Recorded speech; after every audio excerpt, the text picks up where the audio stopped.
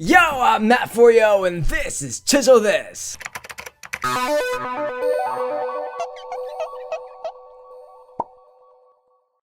Oh man, I love this new rap battle. The last few had me on the fence where I didn't really like them, but they had admirable qualities that I was forced to pay homage to. But wow, this video, forget rap battle, really knocked me out of my clown shoes. In this video, we'll be covering the presentation and pace, the intricacies of a well-choreographed instrumental, the subtleties in visuals and sound, and of course, a general consensus on the lyrics. Last time, you gave me your challenges for tongue twisters, and that went, well, you tell me. The six sheep, sick, get the shears quick! This time, I want your best puns. For those who don't know, puns are a play on words, but not a musical on dictionaries. Leave a comment with a pun and it might appear in my next rap. Try to come up with original ones. Alright, to the analysis. Master Chiseler Jeff said it best. This rap battle is just a lot of dumb fun. It strikes at the core of how ERB stands apart from regular, well, Arby's. It's the classic Peter versus Lloyd, just having plain old fun. And it doesn't have to take itself so seriously, where we can really get loose with the referential material and get more punching comedy, which is their specialty. Now, this matchup seemed obvious to me since 2011, but it's taken 8 years for them to get to. It first came to us in the form of a Fitcon? What's that, some kind of anime thing? Flash in the pan hip-hop conflicts of nowadays, which was a fun exercise that gave the crew a chance to explore more obtuse rap battles that they didn't want to invest the time and money into. If you go back and watch that, it's clear that the backbone of this battle was already well established. However, there's some lines that they changed with audience feedback, and also some differing single word choices. They chiseled themselves. I can't say much more than that. The flow is so much better too. Notice how the medium is different. A live one-take rap versus a heavily produced piece. You have to actually write differently for the latter, giving yourself time to breathe. Maybe that's why this feels so polished. They got a second chance to refine a piece with the world's feedback and weeks of time to revisit otherwise impulsive choices that were made before finalizing the product. Sometimes it's really easy to say, just push it out and the immediacy of it will speak greater volumes, but you should always look at your art with a fresh pair of eyes, maybe even 1,000 pairs of eyes with peer feedback to make it the best that it can be. This presentation feels so fresh for many reasons. Not just because it's fast food, but the biggest one for me is the pace. This season, I have heavily criticized both of the instrumentals and the pacing of the last two battles, but this one does it perfectly, kind of. I can walk you through to break down the science, but what really matters is the way that it makes you feel, that the tension rises and slows, and that your mind has enough breathing room to consume each line a little bit beyond its face value. Black screen. Singular instrumental loop begins. Our chiseler Dustin says the beat is perfect. It even has a circus organ in the intro, which capitalizes on the clownish nature of both characters. As soon as you see that big old giddy Burger King face, there's a second layer added to the instrumental that signifies a change from comedic to epic. This creates a sound bridge that gets us excited for that big drop, almost like a drum roll would. Now that the beat has started, we get a whole new set of elements to listen to. The instrument that once created that circus arpeggio in the beginning is now just one note held out over the main melody. Welcome to 3K! How can I serve you today? Reminds me of something very old school. It doesn't hold out forever, and if you listen, it repeats these beat booping notes as if it were an arcade machine. All those sounds kind of throw you back to an 80s and 90s era where you would go have lunch at Mickey D's and then play in the jungle gym or arcade afterwards. Now, whether subliminally or not, this is an extra appeal to the senses that I always appreciate. And I would even go further to suggest that sound itself is an underappreciated means of integrating a world into a piece of art. They do include sound effects like whooshing on elements of the weatherboard and the window that consumes Wendy at the end. I would love to hear some more sound effects, whether it's artificially implanted like a cash register, cha-ching, or natural Foley sounds like stepping into a bin full of lettuce. Now, there's only two senses to convey meaning through with this medium, their sight and their sound. But I think there's a third that acts through both sight and sound, and that's texture. A feeling that you are there in the world, implemented by background sights and sounds instead of what's on the A-roll, what's meant to be heard on first glance. I've been thinking a lot about that recently, and maybe it'll inspire somebody. Just like how that one instrument so far has inspired me. There's many more that we're dealing with after that word begin happens. Now we have percussion, the beat, and that heavy, dirty piano that was hinted at during the intros. Now that sustains for a clean, well-elocuted 4 bars, and recycles for another 4. It is at this point where it feels complete, but also runs the risk of going stale, if not altered. Fortunately, Burger King only does 8 bars in his first verse, and that switch over to Ronald McDonald has a lot of energy built into it. Firstly, you have the beat drop to emphasize this one-word punchline. Your style's like your ice cream machines, broken! Mic drop. Now that's great to break up the pace and makes the line feel more impactful, regardless of the lyrical content. But transitioning into Ronald's verse, we have another sound bridge, a shredding guitar. Call you Ronald McDonald, cause there's no MC in you. A perfect tension builder that is given a chance to properly climax and release energy going into that second verse.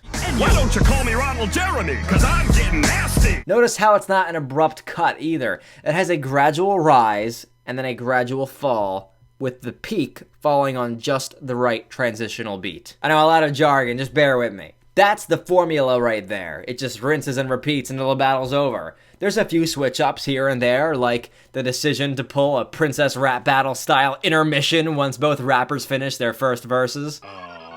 Right? Now, granted, this is a much less cringy version of the PRB style, but I do wonder if it could have been a bit more comical to have the Burger King do a big bodacious laugh instead of saying, "Alright," like he didn't get the joke. I feel like that's a little bit dry for me right there. The bottom falls under it a little bit. Maybe if he would have done a big fat laugh, it would have filled that time better. Now, I'm not going to walk you through every single bar for the rest of the battle, but do know that they take careful consideration as to when to add or remove elements to emphasize not only the jokes, but also the general mood of each line. Whether it's cheesy and peppy, you get a bit more bare bones and just the drums are playing. But that verse was lifeless, you had no joy in it. Last rapper, this plastic had a Happy Meal toy in it. Or maybe it's more of a harsh diss and that deep, dark piano comes in. You might be the king, but a clown wears the crown. The instrumental moves with the emotional tide of the lyrics. And it's just like finding the fountain of youth after spending 2 ERB instrumentals in the desert. All this talk, and we haven't even gotten to the lyrics or the performances. These fictional characters are just perfect fits for Peter and Lloyd. I can't get over how much I enjoy seeing Lloyd's facial features bounce around in this gaudy circumference of a cheery, gluttonous king. And then Peter plays right into the creepy man beneath the clown mask, wearing an obviously forced smile, and even emoting like a clown would with the puckering lips. I always say that a mask is the closest we can get to the real character, but dare I say these 2 costume designs are even better because they allow each actor to emote with their face. But still, it just feels like the real characters in that video. That's Ronald McDonald. You cannot convince me otherwise. There's also a lot of choreography in the hand movements, with some incorporating that McDonald's arch in creative ways. The fact that some shots were filmed with the actors together really shows. There's never a character on screen without some kind of expression being made, and the togetherness adds an extra 3-dimensional element to the presentation. I remember making a point to do this when Cam and I filmed the Red vs. Gold video game rap battle. Now, we normally film our parts at our own houses across the country from one another, but I wanted to take advantage of the fact that we were physically together this time, so we incorporated physical contact and real-time reactions, and it really pays off. The editing, my lord, it goes so well with these characters. First of all, don't be let down by the backgrounds. They each take a creative, trademarkless spin on the actual logos of each company. With Burger King, they turned a burger into a literal audio waveform visualization. That might be the most creative thing I've seen anywhere. There's even one burger with lettuce. And with McDonald's, they take the general shape of the arches and have them twist and turn like ribbons wrapping around and flowing in the wind. There are so many dynamic manual zooms that are reminiscent of old commercials, and the general technique of forcing momentum and energy through an otherwise stable shot. I can't say enough about this video. It just looks incredible. It's so fun to watch over and over and over again. The lyrics are very, very good. Like I said earlier, the fourth wall is a bit more translucent here. These are fictional characters, but they were created for the real world instead of for their own fictional worlds. They're like Santa Claus in the way that they are manufactured to be seen as real by a particular demographic while being obviously fictional to another. It just lets them focus on fun instead of staying wholly accurate to any rules of the source material. The lyrics also implement a lot of parallelism. For example, each rapper starts their verse by describing the other's food in the grossest, most unforgiving and comedic way possible, just as if it were a street battle or stand-up comedy show. Pink slime meat turns my pussy to a drive-through. Like the Whoppers you sell, made of horse lips and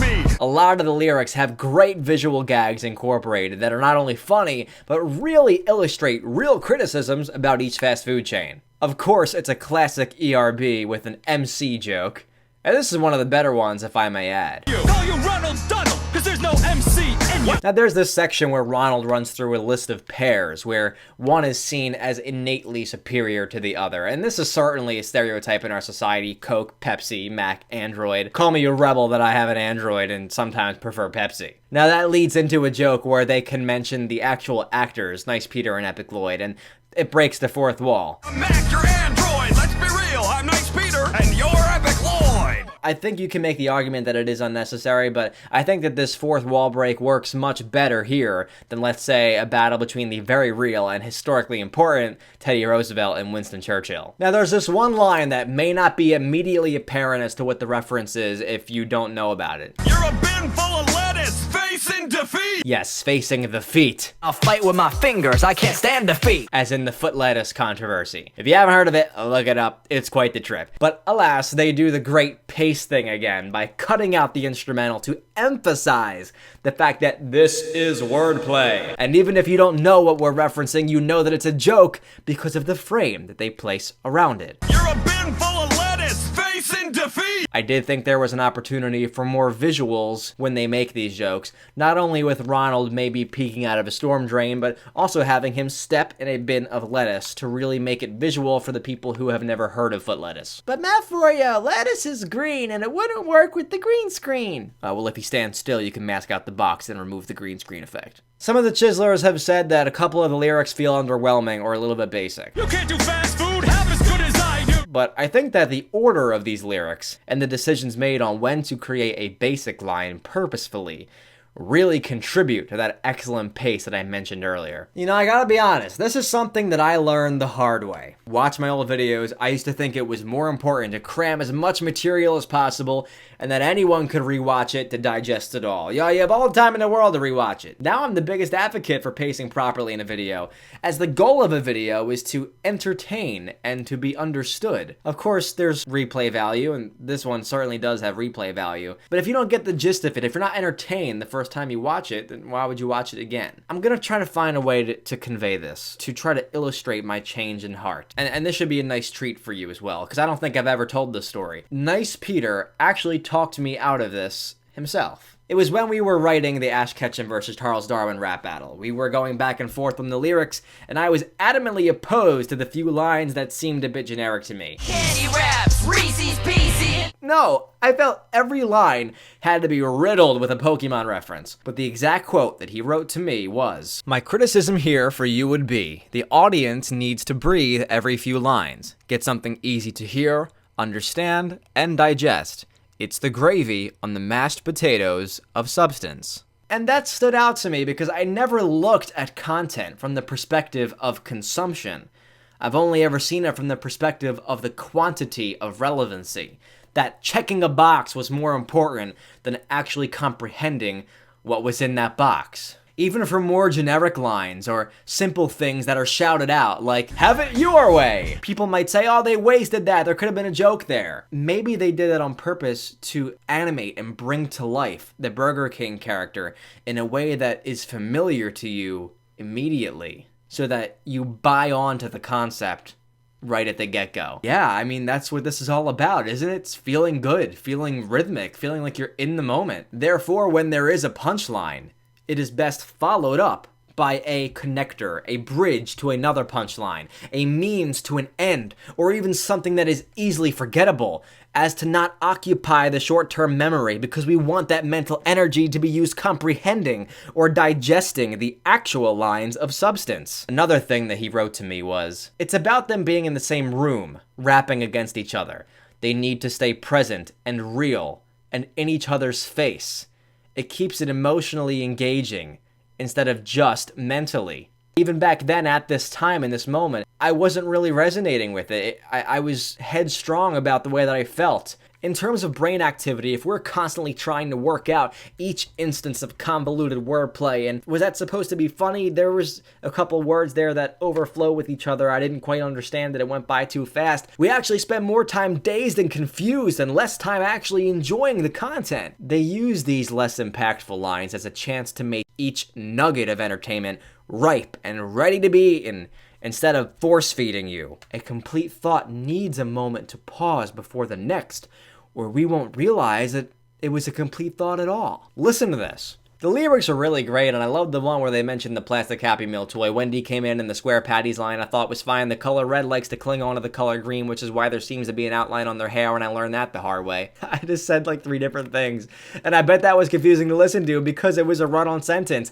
I didn't properly space them out or transition them. I didn't punctuate them, let you know that the thought was complete. This episode was a great example of pace, and really why I'm making this episode more about the pace, and instead of trying to tell you what each lyric meant, there's a wiki for that. They also do a marvelous job of taking elements of each franchise and making them referential, instead of trying to make too many realistic arguments. I'm running circles around you like my onion rings! Now, even though I love the inclusion of Wendy at the end, and I really enjoyed it and was entertained by it in the moment, looking back at it, I feel like she really suffers from trying to cram in too many technical criticisms of each franchise. King, you're creepy and you're always second fiddle. Your breakfast croissants are even worse than his McGriddle. Listing too many elements of food. I'm topping you too like plain baked potatoes. Too technical, too calculated. Especially when Master Chiseler Harrison points out, unlike real life, where Wendy's Twitter page roasts people and companies alike, the writing for her lines was just not hard-hitting enough, he thinks. Now, I do love how she enters the rap battle with the famous Wendy's quote, "Where's the beef?" Where's the beef? Where's the beef? Another instance of rap terminology converted to fit into the world of fast food. I thought that if they were to use Wendy in the battle that she would interrupt with a tweet, but I think their method maybe works better in context. But you have these other significant concepts, like mentioning Wendy's Twitter skills, or even just the frosty milkshake, that are blurred in these one-bar riffs of lines that are more just sound-alikes than they are hardcore disses. No fools as frosty as the salad bars that I drop. I'm the fast food queen, me with a tweet set. I was very charmed by the actress who played Wendy. I thought she did a great job of mixing the cutesy demeanor with a spunky take no prisoners attitude. Now notice how Wendy ends the whole rap battle only 2 bars after starting a new stanza. Like a quiet kid in a play place. I'm the fast food queen, me with a tweet set. Leave opponents frozen cause I always keep my beef fresh. Something I normally frown upon, but also notice how they cut the beat to emphasize that ending and compose an emotional build-up once more, just like the beginning of the battle. They even did things wrong right. And from my perspective, I think that's what I can add to this analysis. If you really want to learn more about the lyrics, there's a wiki. If you want to learn more about the process of making this video behind the scenes, there's a behind the scenes video. I'm always trying to stay valuable as an individual, and that's going to be my analysis for today. I do apologize for the delay. I hope those tidbits of character development that I experienced with Nice Peter made up for it. I'm not going to bother explaining why, but just know that I am present. I live in the same world that you do, and just like a good rap battle, I have to pace out my life a bit too. I'm Matt Forio, and that's all for yo today. No longer a nomad that has to run and hunt when it's after dusk. I made this bread and I'll smack any vagabond with a bag of buns. Staying fresh is my ultimatum. You son stay dry like an old tomato. When I'm nearby it's so hot you better stop dropping rolls, you butterfinger baker.